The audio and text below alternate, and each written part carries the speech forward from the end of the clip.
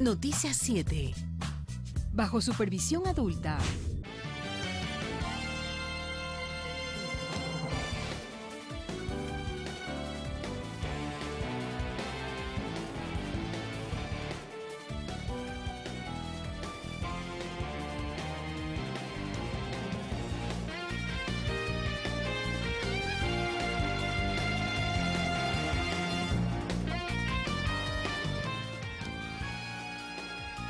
Siempre es un gusto saludarlos, bienvenidos al servicio informativo de su televisión pública. Mi nombre es Abraham Verduga, hay mucho que contarles. Desde la Presidencia de la República y la Asamblea Nacional se registran reacciones por el escándalo de supuestos pagos de coimas por parte de la multinacional Odebrecht, que involucra a 12 países, entre estos Ecuador. Arrancamos de inmediato.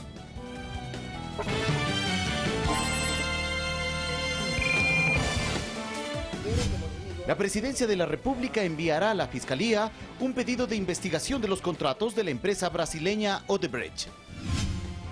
El Midubi entregó las viviendas de la Ciudadela Nuevo Babahoyo con una inversión de más de 4 millones de dólares. En Cuenca se destinaron 13 sectores para la venta controlada de pirotecnia. Arcotel notificó hoy a los postulantes calificados para obtener frecuencias de radio y televisión. En lo internacional, 9 personas mueren durante un atentado talibán en Afganistán.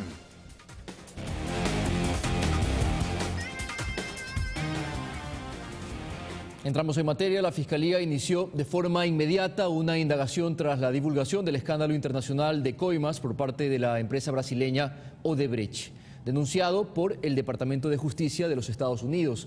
Allí se menciona al Ecuador entre un total de 12 naciones involucradas. Aquí los detalles.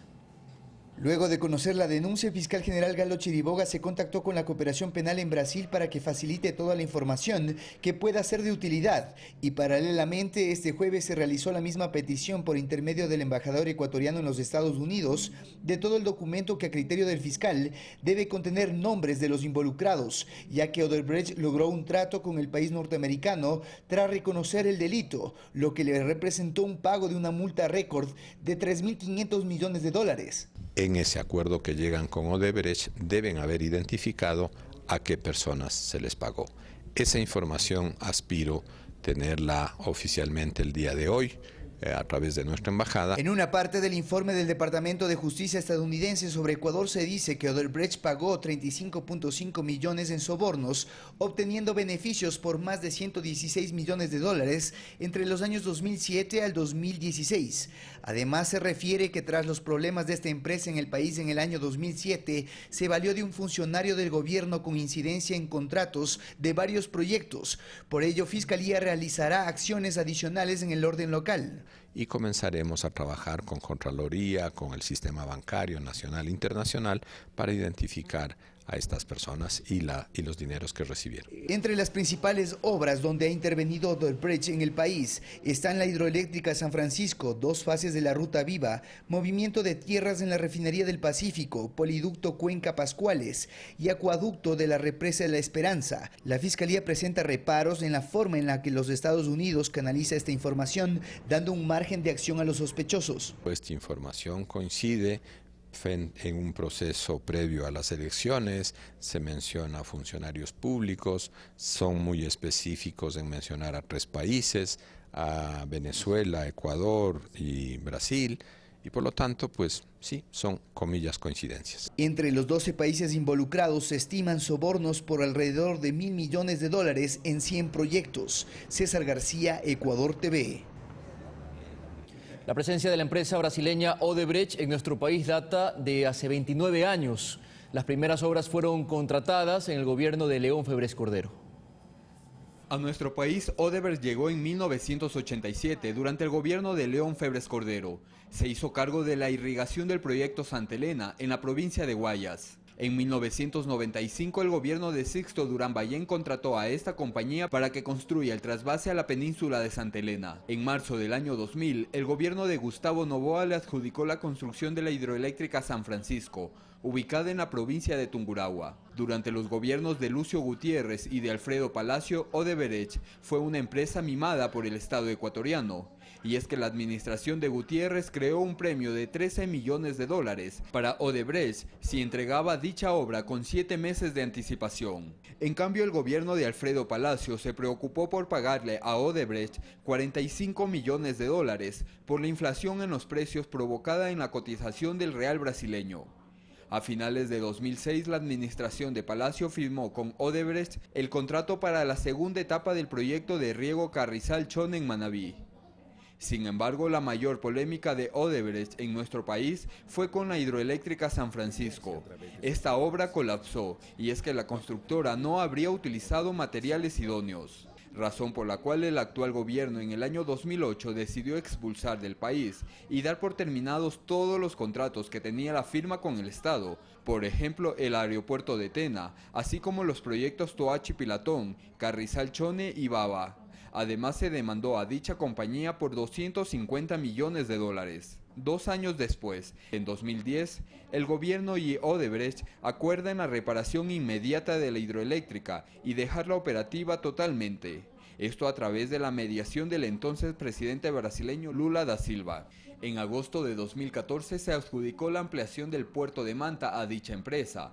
Sin embargo, en febrero de 2015, la entonces ministra de Obras Públicas, Paola Carvajal, desistió de la adjudicación. Al momento, esta compañía tiene varios contratos con el Estado, por ejemplo, el Metro de Quito, obra que está a cargo de la administración del alcalde Mauricio Rodas. El costo de la construcción asciende a los $1.500 millones. Rodrigo Galvez, Ecuador TV. El secretario jurídico de la presidencia, Alexis Mera, hizo varias precisiones respecto a la presencia de la constructora brasileña Odebrecht en nuestro país. En Carondelet, con las actualizaciones, está nuestro compañero César García. César, buenas tardes. ¿Qué novedades nos tienes?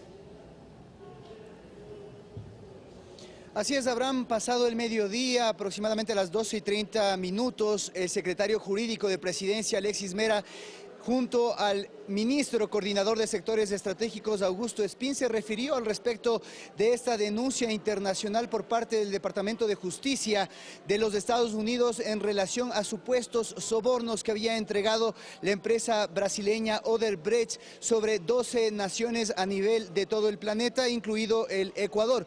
Al respecto, Alexis Mera dijo que el gobierno nacional ha solicitado a la Fiscalía abra una indagación al respecto y que desde el principio de esta administración este gobierno ha sido uno de los más duros fiscalizadores sobre esta empresa, que incluso fue expulsada del país por irregularidades en el año 2008. Escuchemos las declaraciones del secretario jurídico de presidencia, Alexis Mera. Pero como les digo, el gobierno no va a sacar el cuerpo ni a hacer negaciones del tema, porque no podemos descartar que haya habido pagos o actos de corrupción, y estamos pidiendo en este momento, estoy enviando a la Fiscalía una solicitud de que se investigue todo lo que tiene que ver con las declaraciones nacionales de Odebrecht, que se requiera al Departamento de Justicia de los Estados Unidos de América, país amigo, toda la colaboración que sea para descubrir la verdad, y si se descubren personas involucradas en estos actos de corrupción, que se los detenga de inmediato. Nosotros no vamos a proteger a nadie, no vamos a encubrir a nadie. Estamos absolutamente tranquilos en lo que hemos hecho. Hemos actuado con esta compañía de una manera muy estricta, los hemos expulsado del país, nos han retirado al embajador de Brasil por culpa de las relaciones con Odebrecht, porque la Cancillería brasileña en aquella época sí estaba tremendamente relacionada, por decirlo de la manera más sutil, con esta compañía brasileña. Pero vamos a pedir que se investigue, vamos a favorecer y apoyar todo tipo de investigación y no nos importa que caiga quien caiga.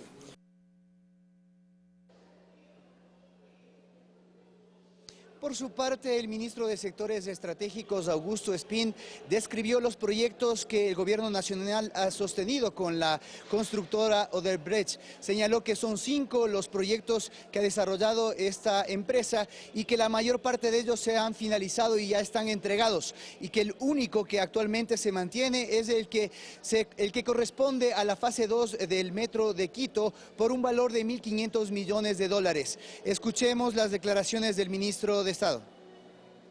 La compañía obtiene y ha obtenido hasta el momento en el país 5 contratos, ¿no? El proyecto Daule Vinces, el proyecto Manduriaco, la preparación de tierras de la refinería del Pacífico, el poliducto Pascuales Cuenca y el acueducto La Esperanza. Esto permítame aclarar que todos estos proyectos fueron adjudicados en concurso público, es decir, nada de esto ha sido hecho de manera directa. Ellos han ganado un concurso para adjudicar esos contratos o para ser adjudicados esos contratos. Todos los procesos contractuales en estos casos que he mencionado tienen un informe de la Contraloría General del Estado, han sido auditados por la Contraloría General del Estado. En general, todos estos proyectos se encuentran en fase de cierre, es decir, las obras están ya o entregadas totalmente o en fase de finalización y cerrando el proyecto. El único proyecto, y en esto también por transparencia quiero mencionar, en el cual se hizo una adjudicación directa, es el túnel de carga de la Central Pucará, un proyecto que se lo contrató en emergencia por 24 millones de dólares en total, ¿sí? Básicamente porque había una emergencia en esta central.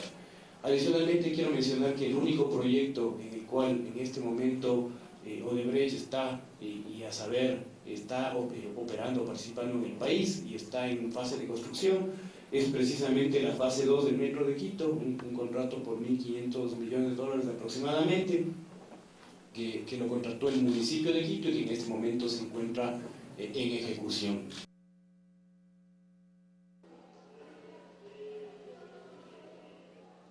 Esta solicitud suscrita por parte del secretario jurídico de Presidencia, Alexis Mera, hacia la Fiscalía, se complementa con las acciones ya anunciadas por parte de esta institución de solicitar a nuestro embajador en los Estados Unidos de enviar el informe completo que corresponde a esta denuncia presentada por el Departamento de Justicia de los Estados Unidos, con lo cual acá localmente se iniciarían las indagaciones correspondientes y de esta manera determinar si hay culpables de estas denuncias de soborno por parte de Odebrecht en nuestro país. Con esta información nosotros retornamos a estudios. Tú continúas, Abraham. Muy buenas tardes, amigos televidentes.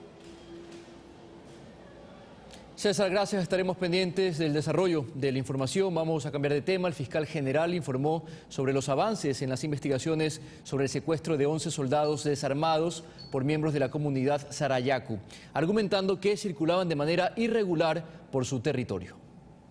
Los retuvieron, es decir, los detuvieron. Y detener esa capacidad solo la tienen los jueces de disponerla.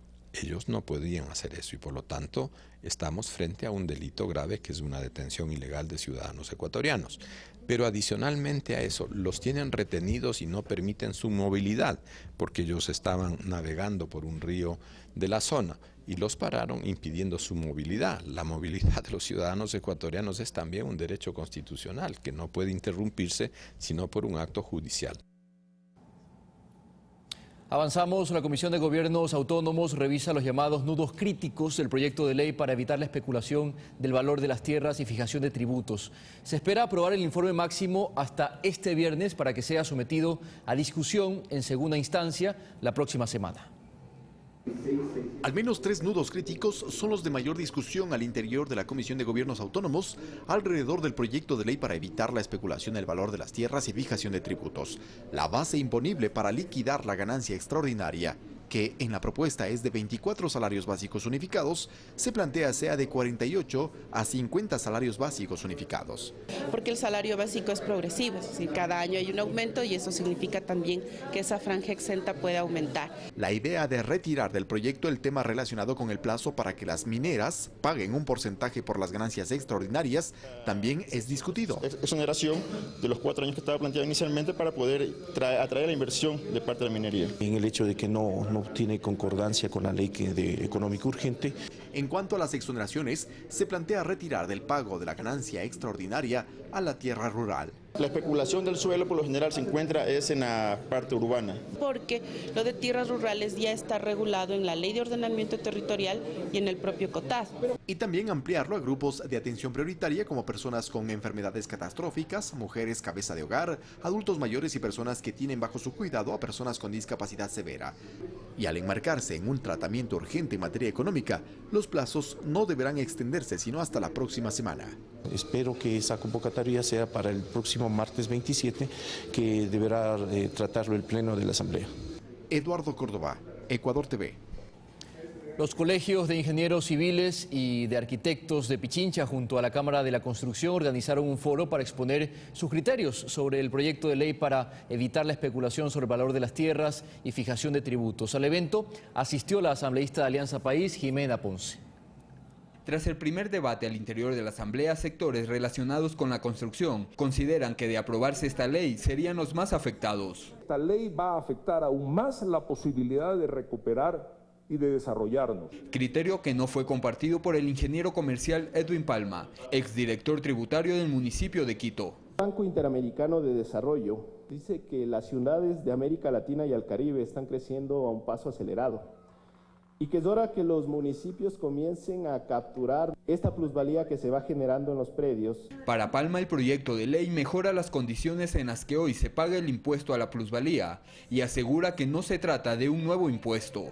A diferencia de lo que hoy tenemos dentro del cálculo del impuesto a la plusvalía, este nuevo proyecto de ley permite tener una ganancia que está exenta del pago. Hoy ustedes, si van a liquidar el impuesto en los municipios, no tienen esa exención.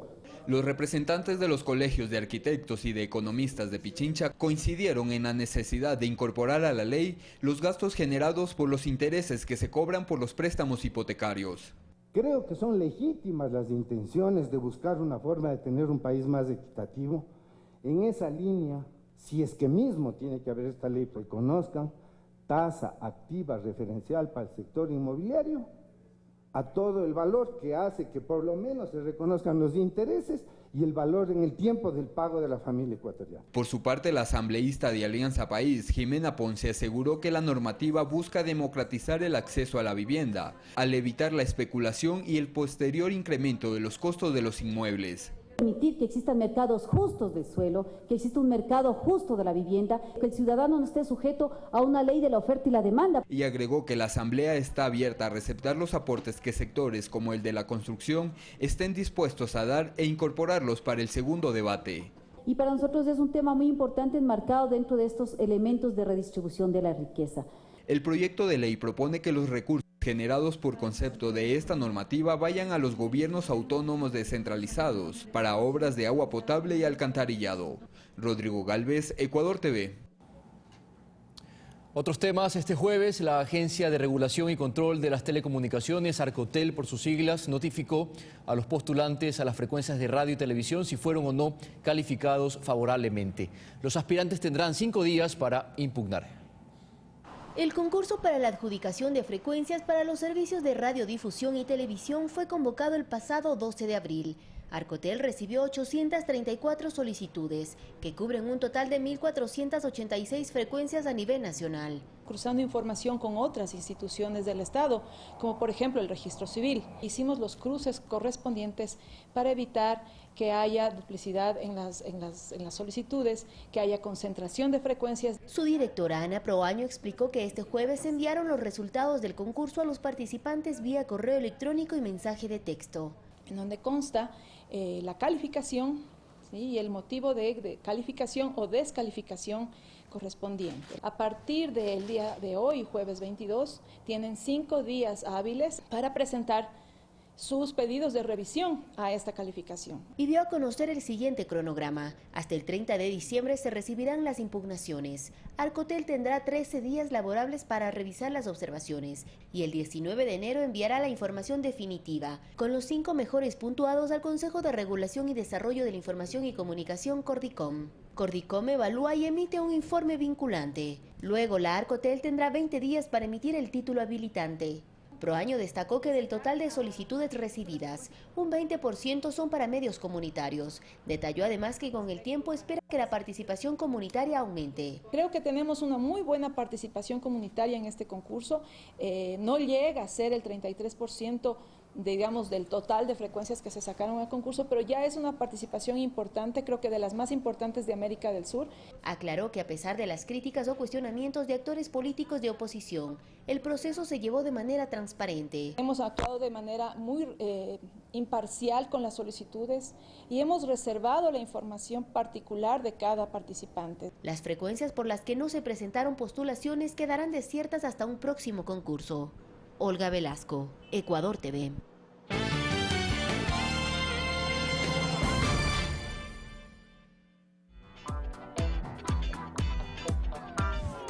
Acá uno no se puede relajar, la gente va ganando 2 o 3-0 y quiere que siga.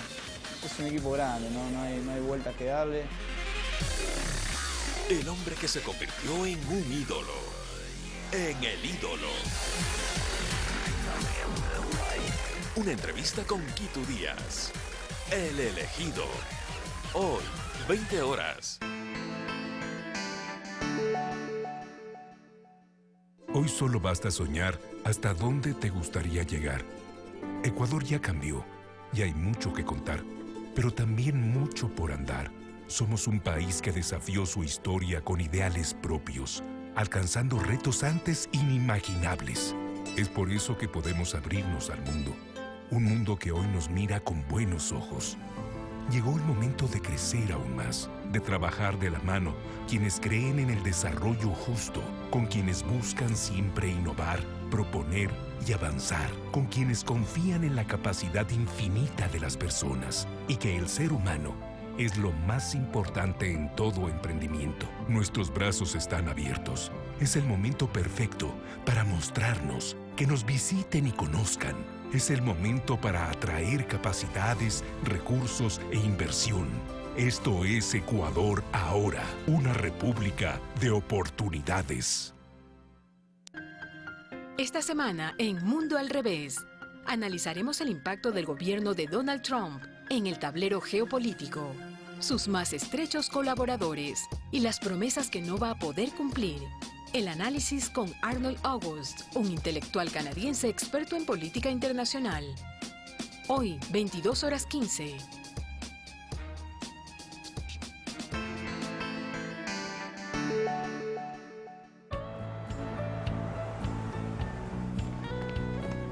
Cuando haces tus compras de acá, apoyas de la industria nacional.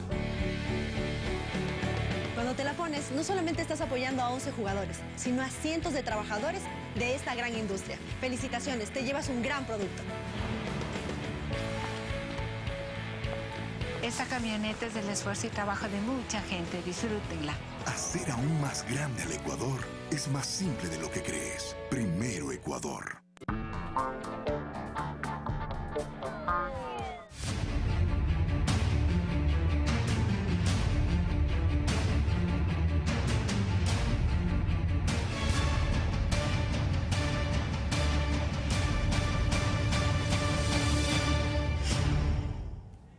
Continuamos poco a poco. Los albergues implementados por el gobierno nacional van dando cabida a los damnificados por el sismo. En Esmeraldas, Javier Ceballos sigue en la provincia verde y nos presenta el siguiente reporte.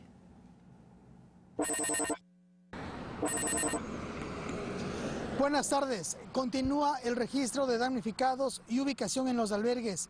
Visitamos uno de ellos desplegado en la parroquia de Tonsupa, donde están ubicadas 112 familias. Este es el informe.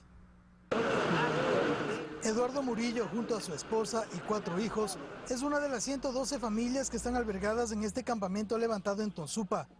Con el pasar de las horas y días, poco a poco va acostumbrándose a esta nueva forma de vida. Nos sentimos más cómodos, sí. El problema es que como todo, la gente está asustada por lo que pasó, entonces nos sentimos un poco más seguros. Quienes hacen de estas carpas sus nuevas viviendas reciben sus 3 comidas diarias. Freddy Yandún, delegado del Ministerio Coordinador de Seguridad, acota que los albergados tienen todo lo necesario para su convivencia. El abastecimiento del agua potable, los baños, baterías sanitarias, tenemos la presencia del MIES con su servicio de atención integral, Ministerio de Salud Pública, el servicio de salud, tenemos la seguridad de Fuerzas Armadas y de Policía Nacional. Pero ¿quiénes pueden formar parte de este y otros campamentos habilitados? Según se nos explicó, a todos quienes se les haya verificado el estado de sus viviendas. Según la etiqueta roja o amarilla, la que no permita la habitabilidad. O sea, generalmente, y las personas que no tienen una vivienda son las que pueden aplicar a estar en un albergue, ¿no?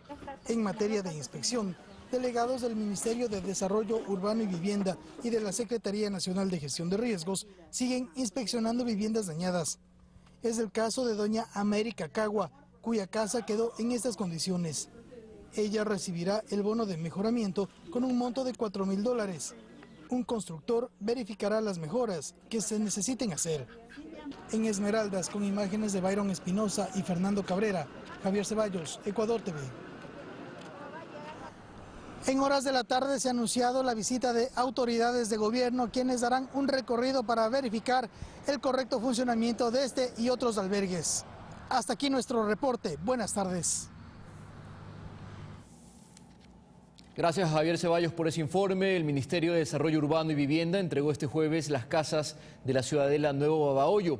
Esta obra, cuya inversión supera los 4 millones de dólares, forma parte de un programa de reasentamientos emprendido por el Gobierno Nacional para familias que vivían en zonas de riesgo. 236 familias de la provincia de Los Ríos que habitaban en zona de riesgo fueron reubicadas en la Ciudadela Nueva Babahoyo, una iniciativa del Gobierno Nacional emprendida a través del Midubi. Este conjunto habitacional consta de 59 bloques de 4 departamentos cada uno, todos con instalaciones eléctricas, red de alcantarillado sanitario y áreas verdes. Anteriormente, en el invierno, yo tenía que tapar mi casa de plástico porque mi casa era de madera y con lo que venteaba me mojaba todita. Ahora no. Imagínense que no sé qué, ya llovió y ni sentí la lluvia. En esta ciudadela ya teníamos bastante avance porque había una primera etapa, por otras circunstancias, pero hubo una primera etapa. Entonces fue más fácil comenzar, por eso la hemos terminado. Hay otras ciudadelas, por ejemplo en Esmeraldas, en Muisne, que no había absolutamente nada, ni agua, nada, el agua hay que traerla de kilómetros, entonces se demora un poco más, pero los ecuatorianos saben que el presidente Rafael Correa no cierra de noche los ojos, que tiene que cumplir con toda esta gente que necesita. Así que estamos trabajando. La ministra María de Los Ángeles Duarte se refirió también al proyecto de ley de plusvalía que se debate en la Asamblea Nacional e indicó que se evitaría la especulación de tierras con esta normativa. Con una ley que desincentiva la especulación, van a tener que bajarlo de precio. Digan lo que digan, que les dejan sin patrimonio, todo es falso. A los pobres no les afecta, porque le afecta al que tiene, el que especula, que tiene grandes terrenos y que sabe que ya no va a poder sacarle el billetazo que pretendía. Duarte instó a los ciudadanos a informarse sobre esta normativa que se está debatiendo en el legislativo, que tiene carácter económico urgente. Hasta aquí el informe. Gracias a Jocelyn de Mera. La Organización de Naciones Unidas, el Instituto de la Democracia y el Grupo Faro presentaron la cartilla de orientación para organizaciones políticas y ciudadanía en general, con la cual invitan a los candidatos a enfocar sus propuestas de gobierno en los 17 objetivos de desarrollo sostenible de la Agenda 2030. Entre las actividades que se tienen previstas están la elaboración de videos en los cuales los candidatos respondan a preguntas enfocadas en estos temas. Escuchemos. El segundo paso, que estamos en proceso de exploración en este momento, es la grabación de un video con preguntas preestablecidas que nosotros consideramos importantes y consideramos que son fundamentales para el diálogo y que queremos que sean hechas que sean contestadas, por todos los candidatos, pero de una manera igual, de una manera armonizada en tiempo, en forma, en parámetros y en criterio. Después, eventualmente, vamos a intentar explorar la posibilidad, es apenas eso, una exploración de una posibilidad de que haya un debate alrededor de esos temas dentro de los candidatos. 17 organizaciones que integran la Red Acuerdo Nacional contra el Cáncer y el Consejo de Participación Ciudadana y Control Social se reunieron para conocer el trabajo de las organizaciones que buscan mejorar la calidad de vida de los pacientes. Pues, según han dicho, su ayuda llega a más de 170.000 personas en 12 provincias del país. En el encuentro, los consejeros se comprometieron a trabajar como un enlace con las instituciones del Estado. Nosotros, como organizaciones de la sociedad civil, prestamos un servicio que nadie más lo presta. Por eso es que debemos esforzarnos, debemos trabajar porque este servicio sea cada día mejor. Estamos claros que el gobierno no puede encargarse de todo y la empresa privada, por más recursos económicos que tenga, tampoco. Es aquí la importancia de las organizaciones de la sociedad civil y del sector que la conformamos, ¿no? Yo creo que uno de los grandes valores que tenemos las organizaciones de la sociedad civil es el hecho de convertirnos en una red colaborativa, en una plataforma de encuentro, el poder estar con los pacientes con cáncer en los hospitales, en las escuelas, en los barrios y generar vínculos de confianza que son tan necesarios para el trabajo colaborativo.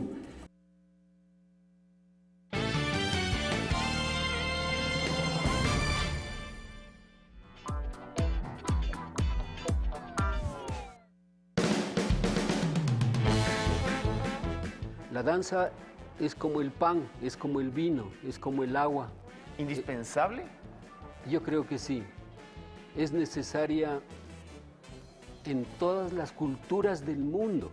De Contrabando. Hoy, 22 horas.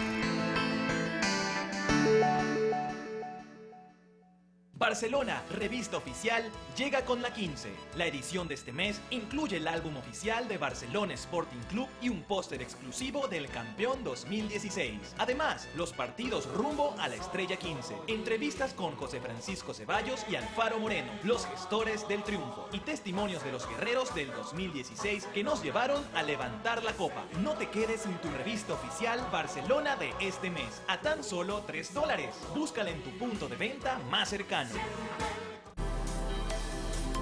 Las Voces de la Semana busca responder a las demandas de información de nuestro público. Un resumen de lo más destacado de la pantalla de Ecuador TV. Los esperamos. Las Voces de la Semana. Sábado, 22:30.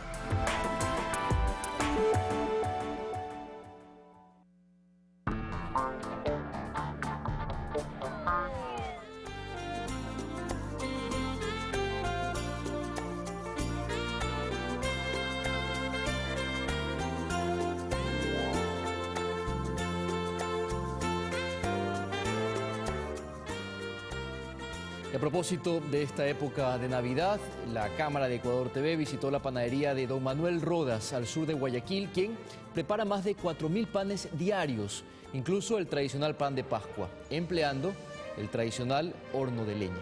Aquí la nota. Ya son las 5 de la mañana y el olor del pan horneado a leña que prepara Don Manolo, el silbador, como también se lo conoce, comienza a despertar a sus vecinos.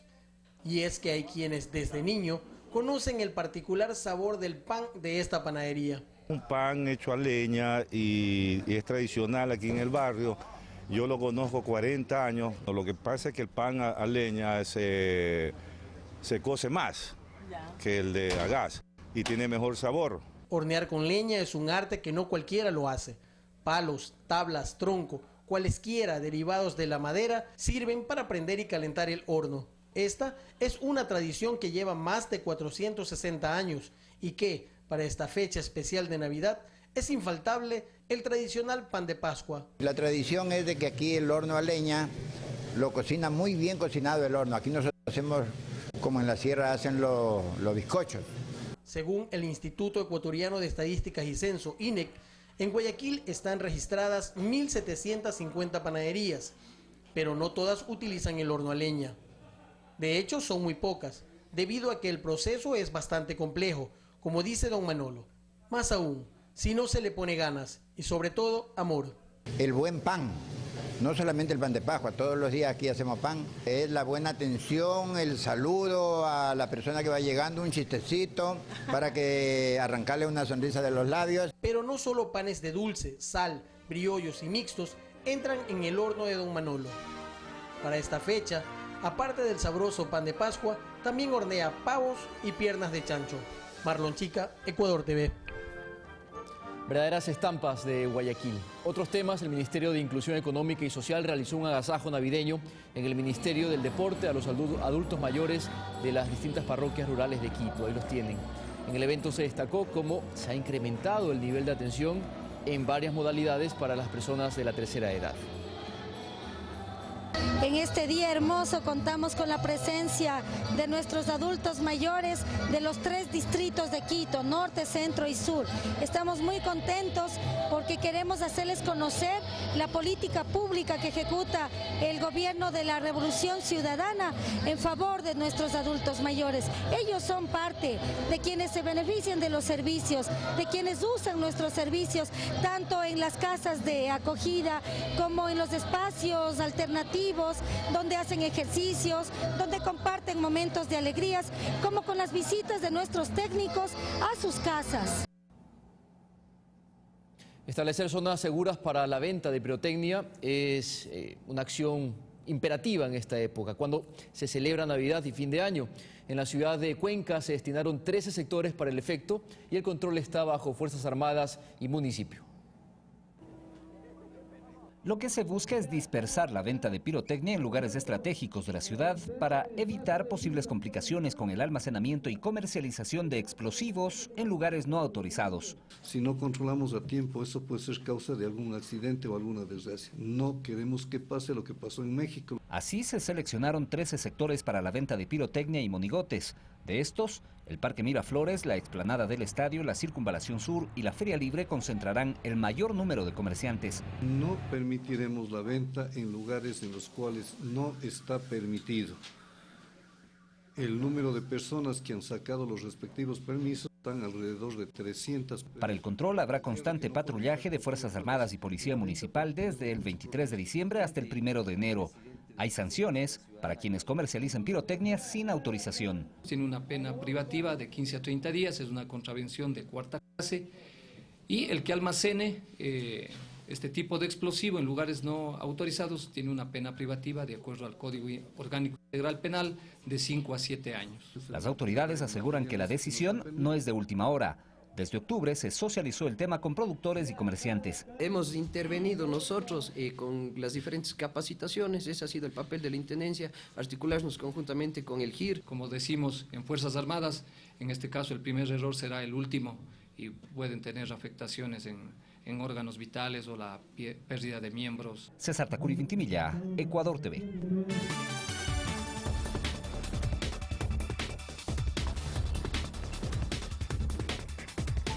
Información fuera de nuestras fronteras. Las autoridades alemanas intensifican las labores de búsqueda del presunto atacante del mercado navideño en Berlín que causó la muerte de 12 personas tras ser arrolladas durante el atentado. Las autoridades continúan en la búsqueda del presunto autor del ataque al mercado navideño en Berlín, ocurrido el lunes pasado en horas de la noche. Se trata de un joven de 24 años de nacionalidad tunecina que fue identificado como Anis Amri, quien estuvo vigilado por las autoridades alemanas hasta el pasado mes de septiembre. Incluso su solicitud de asilo fue negada este año. La fiscalía advierte que el sujeto puede ser violento y está armado. Hace 7 años el presunto atacante llegó a Italia y permaneció de manera ilegal buscando tener asilo que le fue negado. Estuvo implicado en un incidente por prender fuego a instalaciones del campamento de refugiados en la isla italiana de Lampedusa, por lo que fue declarado culpable y sentenciado a 4 años de cárcel. Cumplido este tiempo, las autoridades italianas intentaron deportarlo a Túnez, su país de origen. Sin embargo, no se logró hacerlo debido a que se descubrió que tiene 6 identidades falsas, por lo que no fue recibido en su país. Italia, al no tener dónde deportarlo, lo obligó a abandonar el país, luego de lo cual llegó a Alemania, en donde fue detenido bajo una de sus identidades falsas y puesto en libertad al no considerarlo peligroso. Sin embargo, ahora se sabe que tuvo contacto con el líder de ISIS en Alemania, lo que hace presumir que Henry fue instruido por el grupo radical. Tenemos una operación que también está entrelazada con otros países.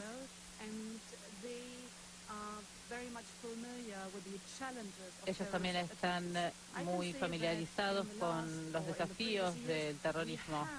Las autoridades han ofrecido una recompensa de hasta 100.000 euros a quien dé información que permita su captura. Las fotografías del sospechoso ya fueron difundidas y la alerta se ha extendido a países europeos cercanos. Carlos Flores, Ecuador TV. En España llegó uno de los días más esperados del año. Se trata del sorteo de la Lotería de Navidad, o más conocido como el sorteo del Gordo, que en este año cayó íntegramente en Madrid. El número ganador fue el 66.513. La Lotería de Navidad repartió este jueves un total de 2.310 millones de euros en premios, lo que equivale a unos 2.414 millones de dólares. Parecería una cifra increíble. Como es tradición, los niños de San Ildefonso cantaron los números de la suerte desde el Salón del Teatro Real Madrid. Nicole Valenzuela, de padres ecuatorianos, y Lorena Estefan fueron por segundo año consecutivo las niñas afortunadas en cantar el número ganador, por lo que ahora son conocidas como las niñas de la suerte.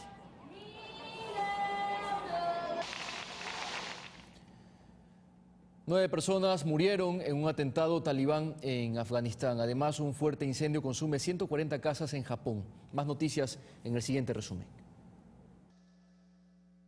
Un gran incendio arrasó hoy unas 140 edificaciones y dejó 2 personas heridas en la prefectura de Niigata, al noroeste de Japón. El fuego se inició en torno a las 10:30 hora local en un restaurante en el centro de la localidad. Los fuertes vientos de la zona ayudaron a que se extienda rápidamente hasta que fue extinguido por los bomberos 8 horas después. Según el ayuntamiento de la ciudad costera, unas 580 personas procedentes de unos 270 hogares han tenido que ser evacuadas. Las personas heridas son 2 mujeres en torno a los 40 años que inhalaron humo y presentan contusiones leves al tratar de huir de sus casas. En el incidente participaron más de 10 dotaciones de bomberos. Un atentado terrorista contra la vivienda de un diputado afgano deja al menos 9 personas muertas hasta el momento. Las fuerzas especiales de este país le pusieron fin al ataque este jueves tras enfrentarse por 13 horas con miembros talibanes que fueron abatidos. Entre las víctimas mortales están 4 hijos del parlamentario Moalin Mirwali, además del hijo de otro parlamentario y 2 escoltas. El grupo talibán se ha reivindicado el ataque, asegurando que en el domicilio del parlamentario se realizaba una reunión militar. El delegado de la paz en Acuerdos de La Habana, Pastor Álape, informó que no existen condiciones en infraestructura para que miembros de las FARC-EP lleguen a las llamadas veredales de transición antes de que finalice este año. Al tiempo de rechazar declaraciones de funcionarios del Gabinete Nacional, a resaltar que no existen campamentos para la estadía de guerrilleros ni tampoco para los verificadores de Naciones Unidas. Por ello pidió celeridad en los asuntos logísticos a cargo del gobierno. Mencionó que las FARC están dispuestos a contribuir con esta logística, pero requieren que las autoridades entreguen los materiales necesarios para la construcción de estas zonas veredales de transición. 3 soldados turcos murieron mientras otros 11 resultaron heridos cuando mantenían enfrentamientos con integrantes del Daesh en la ciudad siria de Al-Baa. Los combates se registraron cerca de un hospital que era utilizado como refugio y almacén de municiones del grupo extremista. Los heridos fueron trasladados en ambulancia al hospital estatal de la ciudad turca de Kilis, cerca de la frontera de Siria. Al menos 40 objetivos del Daesh fueron bombardeados por tropas turcas en la frontera norte de Siria, esto como parte de la operación denominada Escudo de Éufrates. El ejército árabe sirio tomó el control de 156 poblados de la región desde el inicio de dicha operación. Carlos Flores, Ecuador TV. Bien, de esta manera despedimos este servicio informativo. Recuerden que a las 19 horas tendremos más información aquí en la pantalla de su televisión pública. Será hasta la próxima.